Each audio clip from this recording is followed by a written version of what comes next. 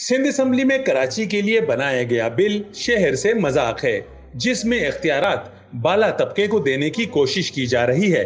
हम सिंध बल्दियाती तरमीमी बिल का बायकाट करते हैं। हमारा मुतालिबा बाइख्तियार शहरी हुकूमत का है। जमात इस्लामी ऐसे किसी बिल को नहीं मानती जिसके जरिए अवामी हुकूक पर डाका डाला जाए। इन ख्यालात का इजहार अमीर जमात इस्लामी कराची हाफिज नईमुर रहमान ने पीपल्स पार्टी हुकूमत की जानिब से सिंध असम्बली में नए बल्दियाती एक्ट की मंजूरी के खिलाफ प्रेस कॉन्फ्रेंस से खिताब करते हुए किया। ये मैं समझता हूँ कि बहुत ही शर्मनाक है, गैर जमहूरी रवैया है, इस्लाही रवैया है, आमराना तरीका है। मार्शल तर्ज पर इन्होंने करके जो बिल है वो मंजूर करवाया है।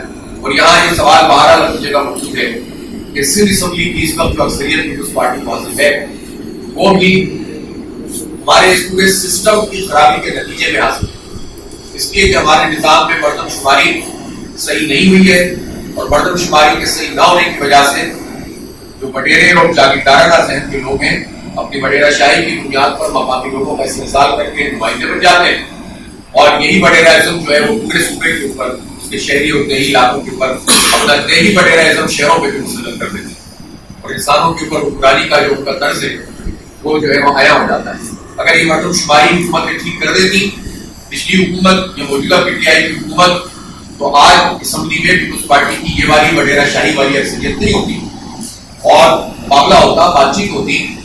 उनका मजीद कहना था कि अगर मौजूदा बल्दियाती एक्ट के तहत इलेक्शन करवाए गए तो मजाहमत करेंगे। वडेरा शाही निजाम किसी सूरत काबिल कबूल नहीं। इस मौके पर नायब उमरा डॉक्टर उसामा रजी, राजा आरिफ सुल्तान, रुकन सिंध असम्बली सैयद अब्दुल रशीद, सेक्रेटरी कराची मुनीम जफर खान, सैफुद्दीन एडवोकेट और सेक्रेटरी इत्तिलात जाहिद अस्करी भी मौजूद थे। कैमरामैन रिजवान अली के साथ कमरुर रहमान, जसारत न्यूज, कराची।